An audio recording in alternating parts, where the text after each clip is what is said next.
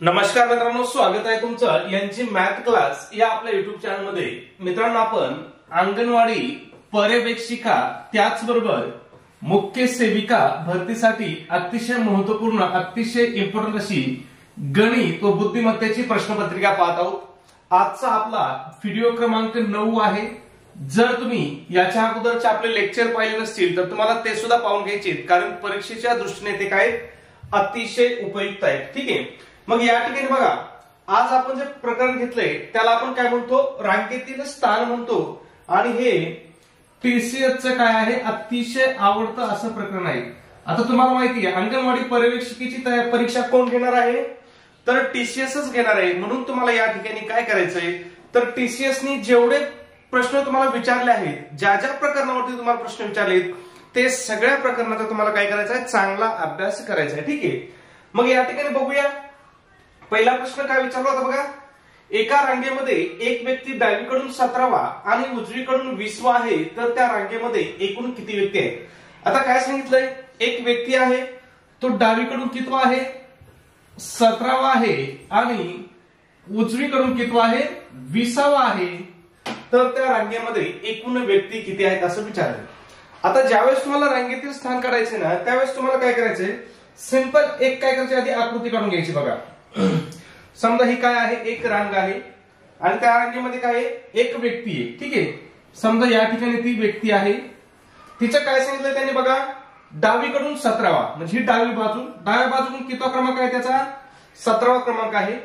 उजव्या बाजूकडून त्याचा कितवा क्रमांक आहे बघा, 20वा आहे। मग आपल्याला विचारलंय काय, की त्या रांगेमध्ये एकूण किती व्यक्ती आहेत असं विचारलेलं आहे। ठीक आहे, मग ज्यावेळेस असा प्रश्न येईल त्यावेळेस तुम्हाला फक्त काय करायचंय, दोन्हीकडल्या क्रमांकाची काय करायची, बेरीज करायची आणि त्याच्यामधून एक वजा करायचा। मग इथं उत्तर काय येईल बघा आपलं, डावीकडून 17वा अधिक उजवीकडून कितवा, 20वा आणि वजा 1। आता सगळ्यात महत्वाचा आहे हा वजा 1 का करायचा, बरोबर, वजा 1 का करायचा, तर इथं बघा ही जी व्यक्ती आहे ती बघा, इकून मोजले आपण 17वी भरली, तिकून मोजले 20वी भरली, म्हणजे ती व्यक्ती आपण काय केली, 2 वेळेस मोजली। किती वेळेस मोजली, एकदा डावीकडून मोजली, एकदा उजवीकडून मोजली, म्हणून आपल्याला काय करायचं, त्याच्यामधून 1 वजा करायचा। ती व्यक्ती आपण 2 वेळेस मोजल्यामुळे काय करावं लागेल आपल्याला, ती एकच व्यक्ती असल्यामुळे आपल्याला ती एकच घ्यावं लागेल। ठीक आहे, मग काय होईल, 17 अधिक 20 बरोबर किती होतील, 17 आणि 20 37, वजा 1 बरोबर किती होईल, 36। मग त्या रांगेमध्ये एकूण किती व्यक्ती असतील, 36 व्यक्ती असतील। कुठे ऑप्शन 36 बघा, या ठिकाणी पर्याय क्रमांक 2 आपल्याला 36 दिलेलं आहे।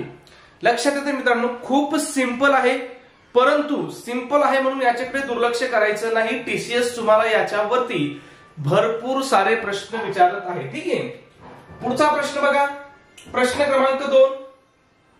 एका रांगेमध्ये रोहन डावीकडून 10वा आहे आणि विकास उजवीकडून 13वा आहे। जर त्यांच्यामध्ये 4 व्यक्ती असतील तर त्या रांगेत कमीत कमी व जास्तीत जास्त किती व्यक्ती असतील। आता बघा, एकदम हार्ड लेवलचं गणित विचारलं होतं काय, की त्या रांगेमध्ये कमीत कमी किती व्यक्ती असतील आणि त्याच्यानंतर जास्तीत जास्त किती जण असतील असं विचारले। आता याच्यासाठी आपल्याला काय करावं लागेल, 2 डायग्राम काढावं लागतील। ठीक आहे की नाही, एकदा कमीत कमी काढावं लागतील, एकदा जास्तीत जास्त काढावं लागतील। आता तुम्हाला सांगतो, या ठिकाणी जास्तीत जास्त काढणं काय आहे, सोपं आहे। जास्तीत जास्त काढणं काय सोपं आहे, कमीत कमी काढणं काय तुलनेने थोडं अवघड आहे, तसं ते पण सोपं आहे। मग आपण आधी काय करू, इथं जास्तीत जास्त काढू आणि या ठिकाणी काय करू, कमीत कमी काढू। ठीक आहे, मग या ठिकाणी बघा जास्तीत जास्त किती व्यक्ती असतील बघा, रोहन आहे, डावीकडून कितवा आहे, 10वा आहे। एक तर सगळ्यात आधी आपल्याला काय करावं लागेल, रांग काढून घ्यावं लागेल। ठीक आहे, रोहन डावीकडून कितवा आहे, 10वा आहे। समजा या ठिकाणी कोण आहे, रोहन आहे, तो डावीकडून किती नंबरला आहे, 10 नंबरला आहे। ठीक आहे, त्याच्यानंतर विकास कोण आहे, विकास आहे, उजवीकडून 13वा आहे। कोण आहे, विकास। ठीक आहे, या ठिकाणी मी काढतो विकास, विकास उजवीकडून कितवा आहे, ठीक आहे, उजवीकडून कितवा आहे तो, 13वा आहे। आणि काय सांगितलंय, यांच्यामध्ये दोघांच्या मध्ये किती व्यक्ती आहेत? 4 व्यक्ती आहेत दोघांच्या मध्ये. बघा 1 2 3 आणि 4. वाटलंच तर मी इथं दोघांच्या मध्ये 4 आकडा हा लिहून टाकतो. मांडणी झाली आपली. एवढी मांडणी झाली, आपल्याला जास्तीत जास्त व्यक्ती निघतील. ठीक आहे. मग आता फक्त काय करावं लागेल आपल्याला? 10 अधिक 4 अधिक 13. मग 13 आणि 4 किती? 17. 17 आणि 10 किती? 27. किती उत्तर आहे आपलं? 27. पण 27 काय आहे आपलं? 27 आहेत जास्तीत जास्त व्यक्ती. फक्त यांची बेरीज करायची, दुसरं काहीही करायचं नाही. ठीक आहे. आणि आता इथं वजा 1 करायचं नाही. वजा 1 का करायचं नाही? बघा, हा रोहन आपण फक्त डावीकडून मोजलाय आणि हा विकास आपण काय केलाय?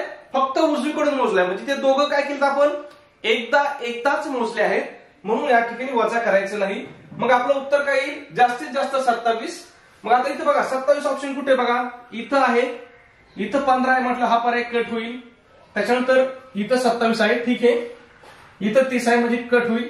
आता इथं बघा 2 आणि 3 फक्त पर्याय क्रमांकामध्ये म्हणजे नावामध्ये चेंज झालाय, त्याला काही हरकत नाही. आता इथं आपल्याला 2 ऑप्शन राहिले, एक तर कमीत कमी 18 किंवा कमीत कमी 17. आता कमीत कमी कसे काढायचे याच्यासाठी दुसरी रचना आहे. बघा, एक तर काय करावं लागेल आपल्याला? रेष काढावं लागेल. आता या ठिकाणी काय होईल? हे जागा उलट्या होतील यांच्या. बघा पोझिशन बदलतील. म्हणजे काय होईल? रोहन काय सांगितलंय त्या तिथं डावा सांगितलाय. बघा बघा या ठिकाणी मी रोहन काढतो. रोहन काय सांगितलंय? डावीकडून 10वा सांगितलाय. आणि विकास बघा या ठिकाणी विकास घेऊ, या ठिकाणी रोहन घेऊ. ठीक आहे. विकास काय सांगितलं त्यांनी? उजवीकडून कितवा सांगितला? उजवीकडून 13वा. आणि या दोघांच्या मध्ये किती व्यक्ती आहेत? 4 व्यक्ती आहेत. ठीक आहे. दोघांच्या मध्ये किती व्यक्ती आहेत? 4 व्यक्ती आहेत. मग तुम्हाला आता या रांगेमध्ये एकूण किती व्यक्ती हे काढावं लागतील. बघा जास्तीत जास्त मध्ये आपण सरळ मांडणी केली. कमीत कमी मध्ये काय आहे? ही अशी पण मांडणी असू शकते, कारण आपल्याला त्यांनी कन्फर्म सांगितलं नाही ना की कोण कोणत्या बाजूला आहे. ठीक आहे. विकास एकूण मोजला तर 13वा येतोय.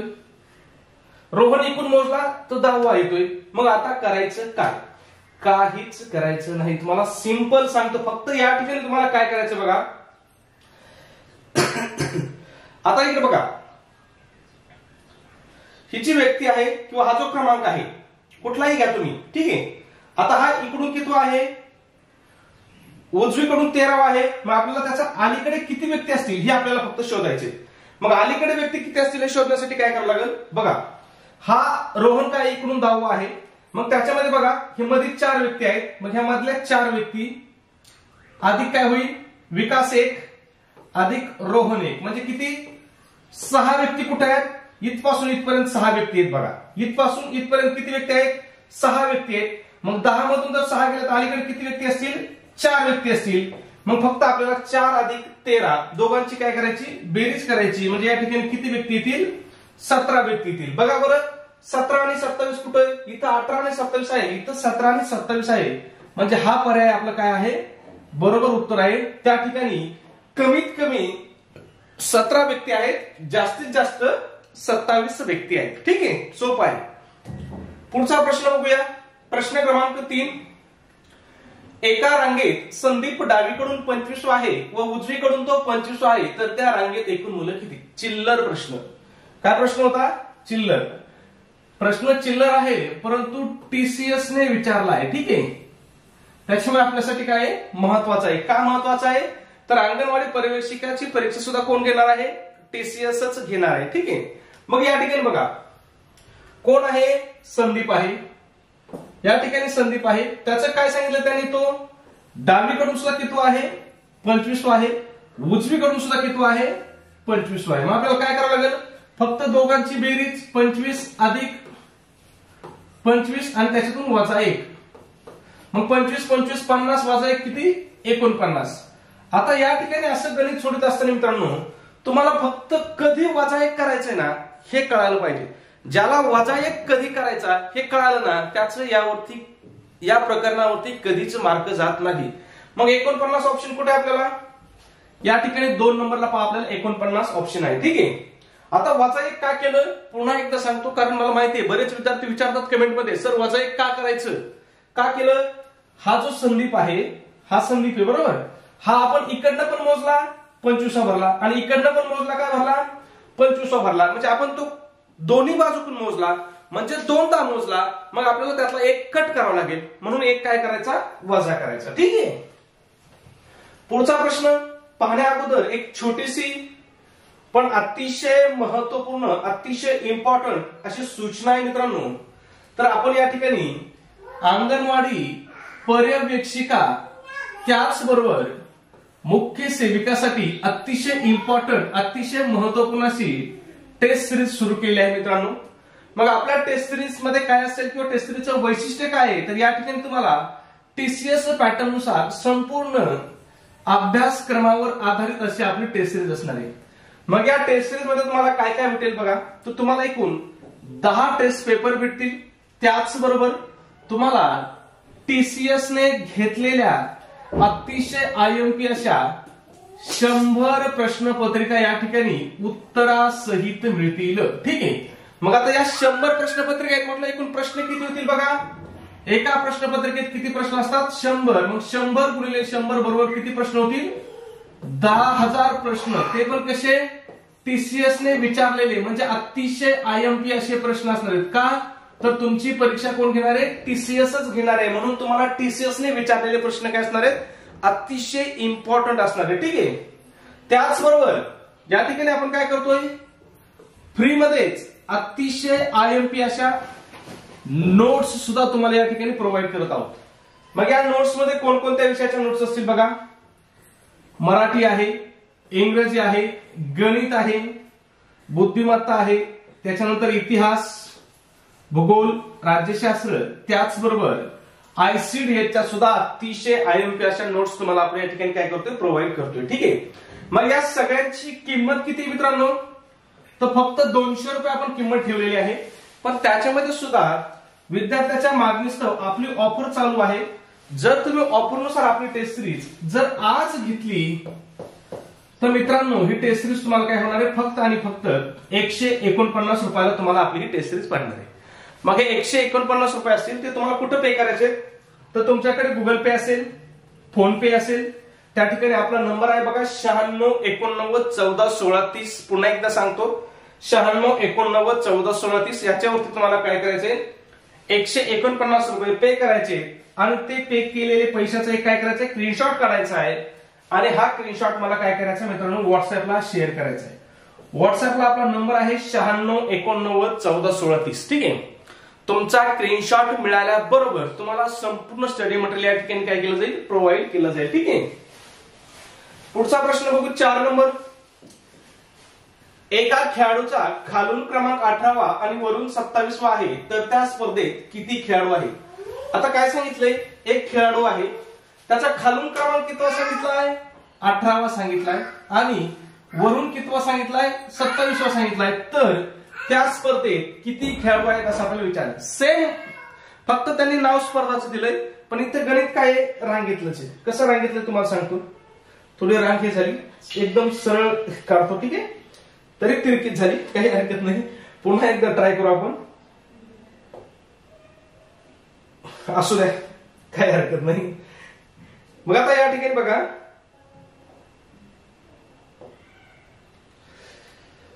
खालून क्रमांक किती आहे, समजा ते या ठिकाणी व्यक्ती आहे, स्पर्धेत त्याचा खालून क्रमांक किती आहे, 18वा आहे, या ठिकाणी खालून आहे आणि वरून कितवा सांगितलाय, 27वा सांगितलाय. कितवा सांगितलाय, 27वा. मग आपल्याला काय करावं लागेल, फक्त दोघांची बेरीज 27 अधिक 18 आणि वजा 1. का वजा 1, तर तो व्यक्ती आपण दोन्ही बाजूनी काउंट केलेला आहे.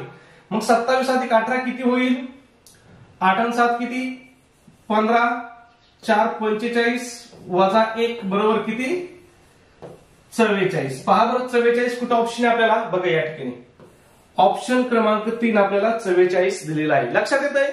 खूप सिंपल आहे मित्रांनो, खूप सोपं आहे. ठीक आहे. पुढचा प्रश्न बघूया, प्रश्न क्रमांक 5. त्याच्यानंतर अजून एक महत्वाचं, काही विद्यार्थ्याचे मला फोन आलते, सर टीसीएस खरंच असे प्रश्न विचारत आहे का. तर मित्रांनो 100% हे प्रश्न टीसीएसचेच आहेत आणि टीसीएस नेच विचारलेले आहेत. तुम्हाला नसेल तर तुम्ही टीसीएस चे प्रिव्हियस इयर क्वेश्चन पेपर काढून बघा. ठीक आहे. हेच प्रश्न तुम्हाला काय होईल त्यामध्ये आढळतील. लक्षात येतंय. पुढचा प्रश्न बघूया आपण. संदीपच्या पुढे 2 मुले सोडून त्याच रांगेत 7 मुली उभ्या आहेत आणि संदीपच्या पाठीमागे 7 मुले सोडून त्याच रांगेत 10 मुली उभ्या आहेत, तर मुलांची संख्या मुलींच्या संख्येपेक्षा कितीने कमी आहे असं विचारलंय. आता सिंपल सांगितलंय, गणित सिंपल आहे. कोण आहे? संदीप आहे. मला वाटतं संदीप टीसीएचा खूप आवडता आहे. 2 उदाहरणामध्ये त्यांनी संदीप नाव घेतलंय. काय सांगितलंय बघा, संदीपच्या पुढं काय आहे? 2 मुले. काय? 2 मुले सोडून किती मुले आहेत? त्याच रांगेत 7 मुले आहेत. आता इथे बघा, मुले मी वरती लिहितो, 2 मुले आणि मुली किती आहेत? 7 मुली. ठीक आहे, मुले वरती मुली खाली लिहितो. ठीक आहे. त्याच्यानंतर पुढे काय सांगितलंय? संदीपच्या पाठीमागे 7 मुले सोडून त्याच रांगेत 10 मुली उभ्या आहेत. किती मुलं सोडून? 7 मुलं. किती मुली उभ्या आहेत? 10 मुली उभ्या आहेत. ठीक आहे, झाले आपले माहितीचे विश्लेषण. तर आपल्याला काय विचारलंय? मुलांची संख्या मुलींच्या संख्येपेक्षा कितीने कमी आहे. आता मुलं किती आहेत बघा, हे 2 हे 7, 7 आणि 2 किती? 9. आणि हा संदीप पण मुलगा आहे ना, मग मुलं किती झाले? 9 आणि 1 10 मुलं झाले. परत सांगतो 10 कशी? 2 संदीप 1 3 आणि हे 7, 3 आणि 7 किती? 10. आणि मुली किती आहेत? ह्या 7 आणि ह्या 10 बरोबर किती? 17. मग आता मुलीपेक्षा मुलं किती कमी आहेत? मुली किती आहेत? मुली 17 आहेत. मुलं किती आहेत? 10 आहेत. मग 17 वजा 10 जर केलं तर बरोबर किती राहतील आपले? 7 राहतील. म्हणजेच मुलं कितीने कमी आहेत मुलीपेक्षा? तर 7 ने कमी आहेत. पर्याय क्रमांक 4 आपलं उत्तर आहे. लक्षात येतंय? सोपं आहे. ठीक आहे. पुढचा प्रश्न बघा, प्रश्न क्रमांक 6.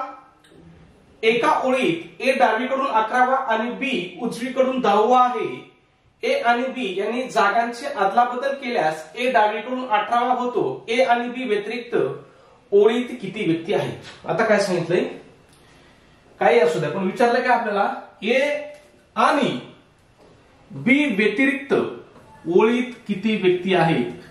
आता याच्यात आपल्याला काय करावं लागेल? ओळीत किती व्यक्ती आहेत हे काढावं लागेल आणि त्याच्यामधून ए आणि बी हे दोघं काय करावं लागतील? वजा करावं लागतील. लक्षात ठेवा. का? तर आपल्याला त्यांच्या व्यतिरिक्त व्यक्ती विचारतात की नाही. मग आपल्याला आधी रांगेत एकूण व्यक्ती किती आहेत हे काढायचं आणि त्याच्यामधून काय करायचं? ए आणि बी दोघं ओळून टाकायचे किंवा वजा करून टाकायचे. ठीक आहे. बघूया आता रांगेत किती व्यक्ती आहेत. काय सांगितलंय?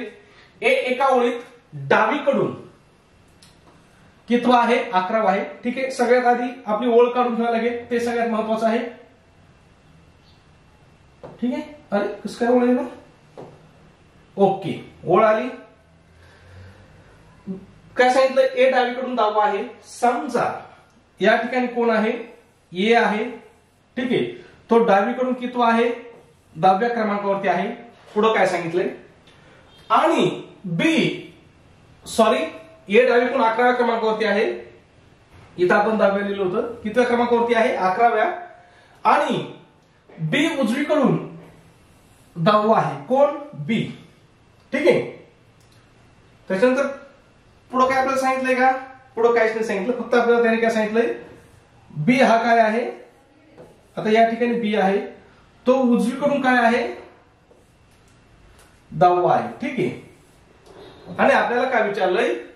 ए आणि बी यांनी जागाची अदलाबदल केली. यांनी काय केलं बाबा? जागाची अदलाबदल केल्यास ए काय होतोय? डावीकडून 18वा होतोय. मग आधी जागाची अदलाबदल करून घेऊ. इथं ए होता, अदलाबदल केल्यावर ए कुठं येईल? या ठिकाणी येईल आणि या ठिकाणी कोण येईल? बी येईल. ठीक आहे. आता काय सांगितलंय?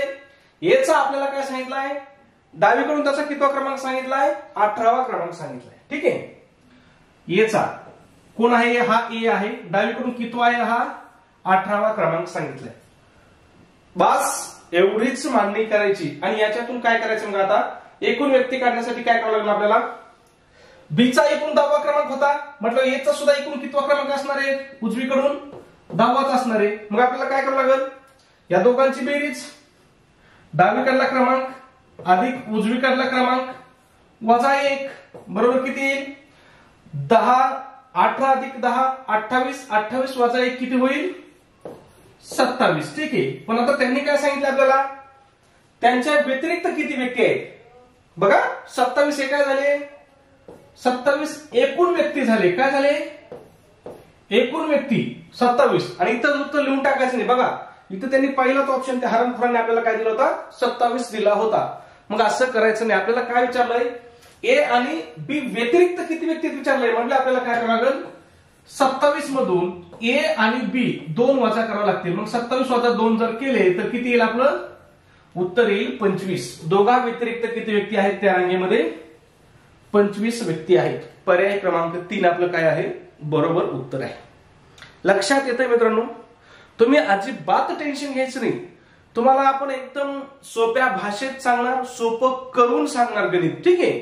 आणि सगळ्यात महत्वाचं मित्रांनो, बऱ्याच विद्यार्थ्यांना, काही विद्यार्थ्यांना सवय असते की वेळेचा म्हणजे कमी वाचवा याच्यासाठी ही आकृती काढत नाही, डायग्राम काढत नाही. परंतु असं करायचं नाही. रांगेतील स्थान ज्यावेळेस विचारलंय त्यावेळेस तुम्हाला आकृती काढायची म्हणजे काढायचीच आहे. का काढायची, तर जर आकृती नाही काढली तर आपल्याकडून सोप्या सोप्या चुका होतात.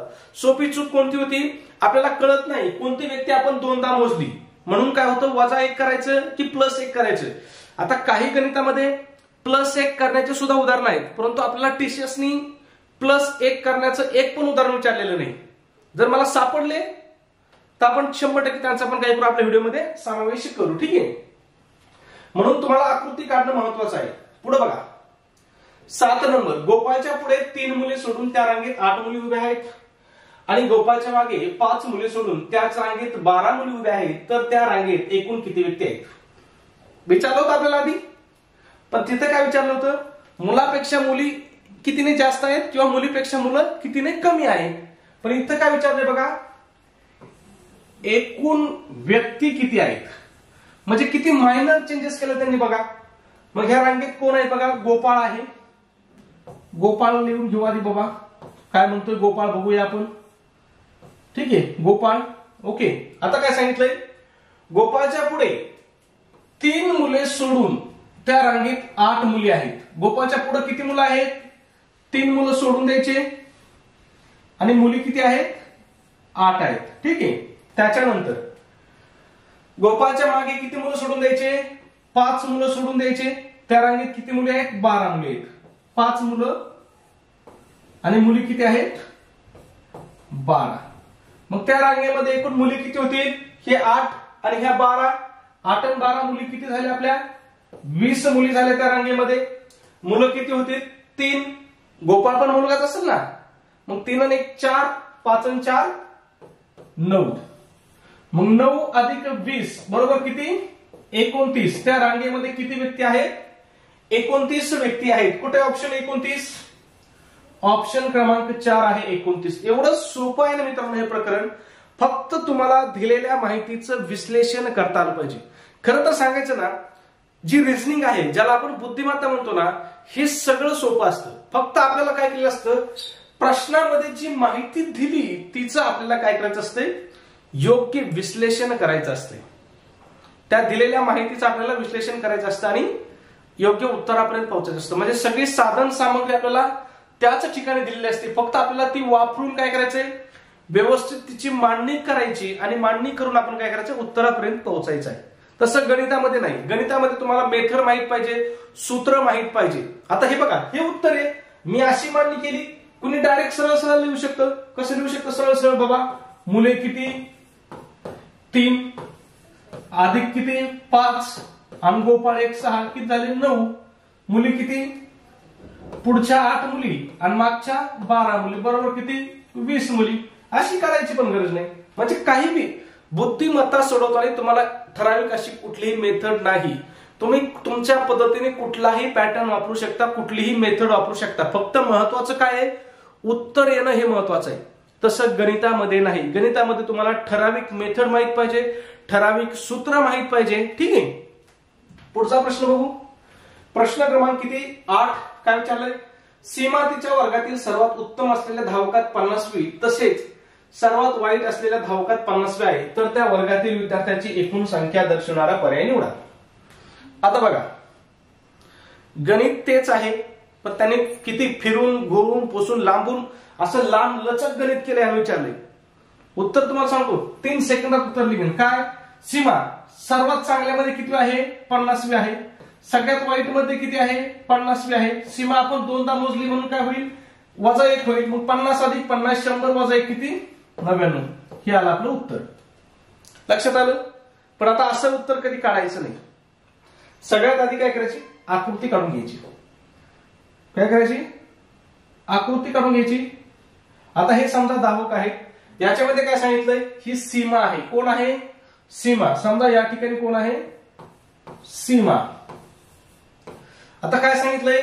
सर्वात उत्तम असलेल्या धावकाची काय? 50वी. आता समजा आपण काय करू? उत्तम धावक कुठे आहेत? डाव्या बाजूकडे काय? उत्तम धावक आहेत. मग डाव्या बाजूकडून तिचा कितवा क्रमांक सांगितला आपल्याला? 50वा सांगितलाय. त्याच्यानंतर काय सांगितलंय? वाईट धावकात सुद्धा ती काय आहे? 50वी आहे. मग वाईट धावक आपण या बाजूने घेऊ. वाईट धावकामध्ये सुद्धा तिचा कितवा क्रमांक आहे? 50वाचा क्रमांक आहे. मग काय करावं लागेल? हे 50 बेरीज करायची. याच्यामध्ये सीमा आपण काय केली? दोनदा मोजली. मग एक सीमा वजा करायची. मग काय होईल?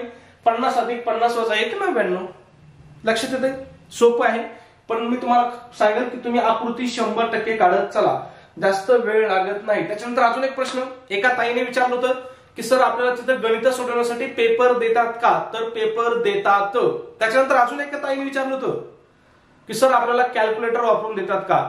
तर अजिबात नाही. तुम्हाला पेपरमध्ये कुठलंही इलेक्ट्रॉनिक साहित्य घेऊन जायचं नाही. त्याला बंदी आहे. ठीक आहे. जर तुम्ही घेऊन गेलात तर तुमच्यावरती कायदेशीर कारवाई होईल. पुढचा 9 नंबरचा प्रश्न. 30 मुलांच्या रांगेत पी उजव्या टोकापासून 4था आणि डब्ल्यू हा डाव्या टोकापासून 10वा आहे.